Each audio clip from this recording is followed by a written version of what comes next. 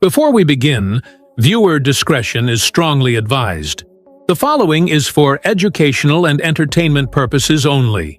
This is the verbatim federal courtroom testimony of the Sean Diddy Combs trial, as reported by Inner City Press.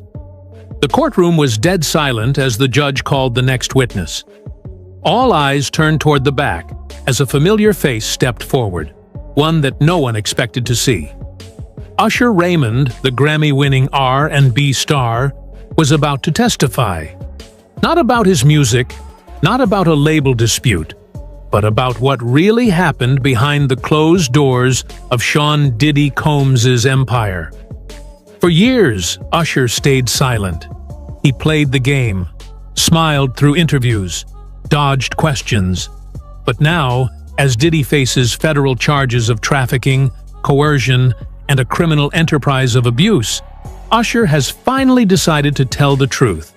And the truth, he says, has been eating him alive. The court listened intently as Usher described how the mentorship quickly turned into something else. Diddy wasn't teaching him about vocals or performance. Instead, Usher claimed he was encouraged to observe the lifestyle, to party with celebrities, and to stop asking questions. He told me, "This is how we do it. You don't ask, you just watch. Learn by watching. That's how grown men roll." He recalled one night when he woke up around 3 a.m. to find people in masks entering the apartment. Music was playing low, and candles lit the hallway. He walked into the living room and saw what he could only describe as a ritualistic party. It wasn't just sex. There was structure to it.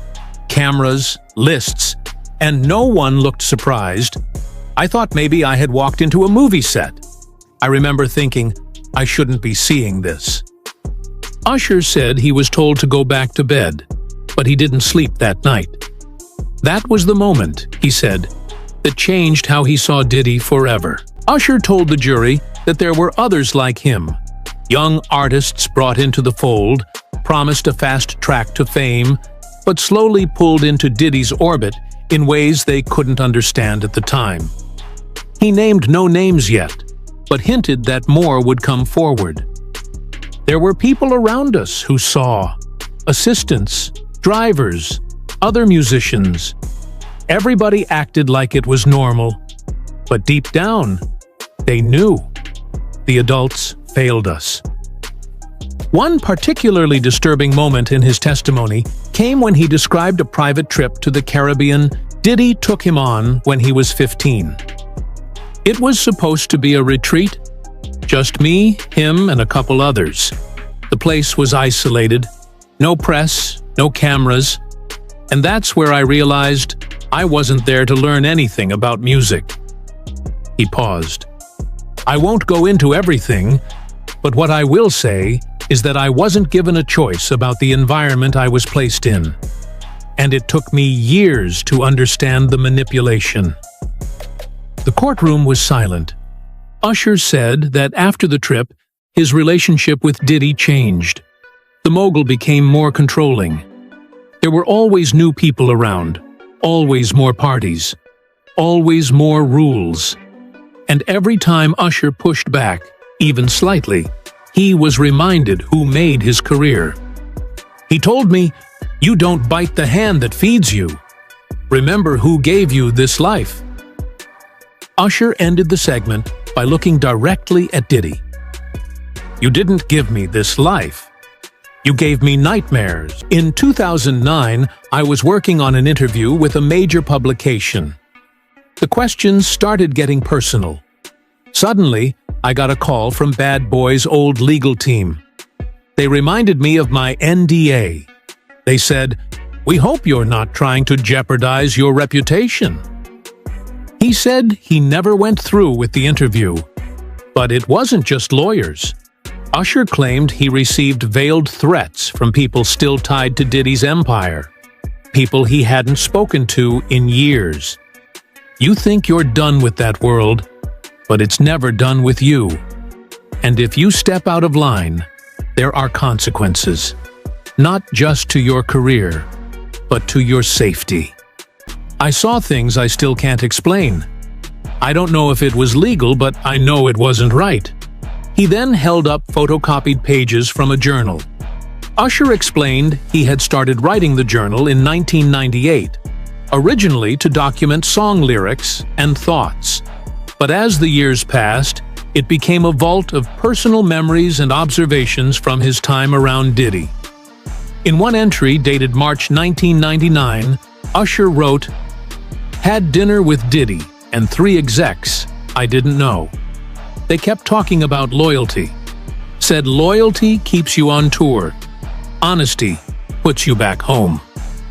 Diddy laughed. Usher leaned into the microphone and revealed an encounter he said he hadn't even told his closest friends. In 1997, at age 18, he was invited by Diddy to meet a powerful music investor in Miami. Someone who could fund Usher's first world tour and help him build his brand. "I thought it was about business," Usher explained. "Diddy hyped it up like it was the biggest break of my life.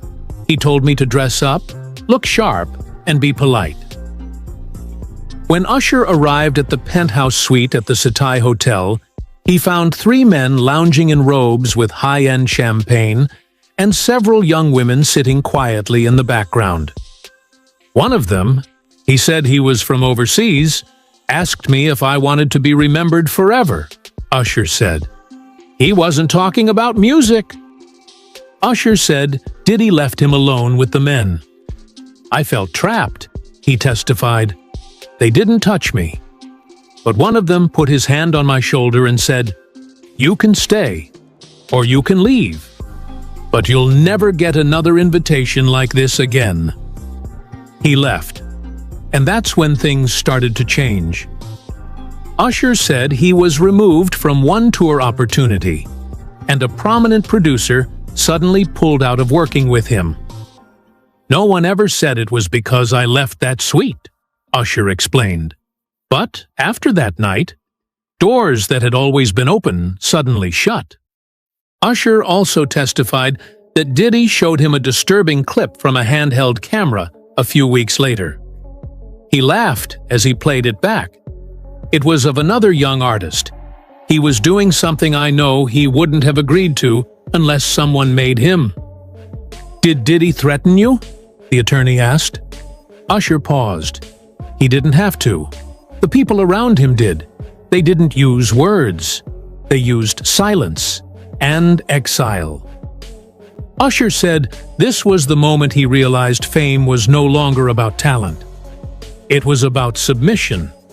That's how you stayed famous in Diddy's world. He went on to describe the early days of Justin Bieber's rise. Usher had been instrumental in launching the pop star's career, co-signing him and serving as his mentor. At the beginning, it was all positive. "I wanted to be the big brother I never had," Usher said. But then Diddy entered the picture. According to Usher, Diddy began inviting Bieber to parties, calling it Flavor Camp, the same phrase he used with Usher years earlier. He was 15, Usher said, and they were treating him like a grown man. One night in 2011, Usher got a call from Bieber. He didn't say anything at first. "I just heard breathing." Then he said, "I want to come home." Usher's team attempted to track him down, but Bieber went silent for 2 days. When they met again, Bieber wouldn't look Usher in the eye. He just said, "It's fine. I'm good now." But he wasn't, Usher testified. He then revealed that he'd confronted Diddy privately and asked him directly, "What are you doing to these kids?" According to Usher, Diddy chuckled and replied, "Same thing they did to me." Boom! You heard it. That's the problem right there. Right there, Puffy just said it. I just did them how they did me. Before we get started, y'all, I want y'all to like, share, and subscribe to the channel. Smash that like button. Hit that subscribe button. we love to have you on board. So, Puffy just said it. Why he is the ruthless, notorious villain and body snatcher that he is because that's how they did him. That's how they did him. So when he came into the business, when he was running around as a little do-boy, they were snatching him up and doing him all kind of dirty. And I bet this the same thing that happened to the R. Kellys of the world and so many others. I mean, even Tupac made some claims about certain things. And it just goes on. And it lends itself to the notion that everybody in the industry is bisexual and weird and all of that. So, I personally feel like Usher has sunk Diddy. Whether Diddy gets convicted of crimes or not, I don't think there's any coming back from the judgment of public opinion. You know, there's a court of law and there's a court of public opinion.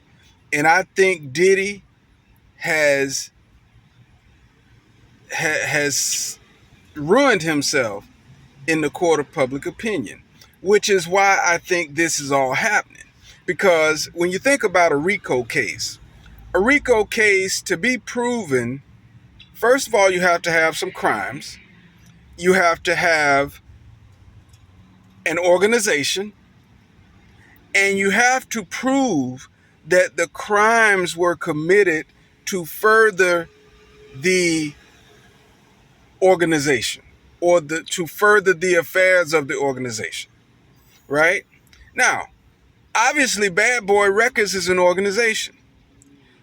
However, I'm not certain that all of these freaky acts were necessarily criminal, especially when you start looking into what Cassie has done and you start looking at how she appeared to be a consenting party. Now, if she wasn't an adult at the time, then there's a crime there because you can't consent unless you're an adult. So, we really got some questions about some of these underage scenarios. But I also feel what Puffy has done, in my opinion, allegedly, is eliminated a lot of the creditable witnesses that might really be able to pin crimes on him. So, all I'm saying is, if there's no crime, then there's no RICO. There's no racketeering. There is definitely an organization, and there's definitely a lot of wrongdoing, but criminal acts done to further the affairs of the organization is what has to be proven. I think they are tiptoeing towards a case because I think there's some gun charges involved. I think there's some other things that may be, actual crimes. Now, as far as Usher goes, I believe based on his testimony that something happened, and I also believe something happened with Justin Bieber, and I think Justin Bieber, I don't know how his situation went, but I believe he probably, like most of the artists that went along with Bad Boy and Puffy and everything else, did what they had to do and kept quiet. I believe even Usher might be keeping quiet on some things because he elected to not mention certain people, certain names, and certain incidences. So y'all let me know what you think. I think it's jacked up, man. I'm somebody that is also a musician, artist, producer. I got a bachelor's degree in music production and entertainment business from the great Full Sail University. I'm also studying entertainment law. I'm in this industry, and I'm so grateful that the good Lord did not allow me to make it the way these guys made it, because I always came up thinking I didn't make it in the industry and that was bad because I had so much talent. But I'm looking at it now, and I remember one of my artists that I produced used to say to me, I don't know if I really want to make it in the music business. Say, because I don't know if I want what comes with the stardom.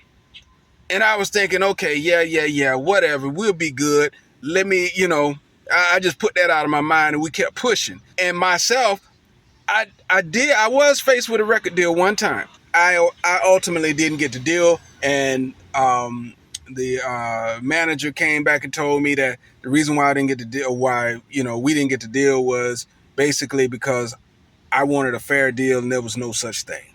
So that to me was my blessing. The good Lord knew that good Lord kept me level-headed enough not to want to be cheated, and so that kept me out of the rat race. And looks like to me, looking back on things, that industry is a snake pit. In order to be famous, you gotta prostitute yourself. We don't need record companies anymore. We can get right here on YouTube and express ourselves, find our audience. YouTube cuts a fair deals, guarantee you make more with YouTube and social media than you would ever make with any record company, because all they're gonna want to do is beat you out of any money that they owe you anyway. So this video has been long enough, and I apologize for the long clips that I started with that we're reacting to, but I couldn't leave any of it out, man. I try to make these videos as short as possible, but Usher was just bringing it. So let me know what you think about this Usher and Diddy thing. I think it's insane how Usher blew the roof and the top off of the industry, so all the roaches can scatter now. Diddy can never come back as a man and face people with and get any respect. So whether there's enough crime to convict him of racketeering or not, I think he's convicted in the court of public opinion for life. I think he just got life. He just got convicted of life in the prison of public opinion. So y'all comment in the comment section and subscribe to the channel. We're trying to get this channel up to 100 subs, and hit that like button. Peace.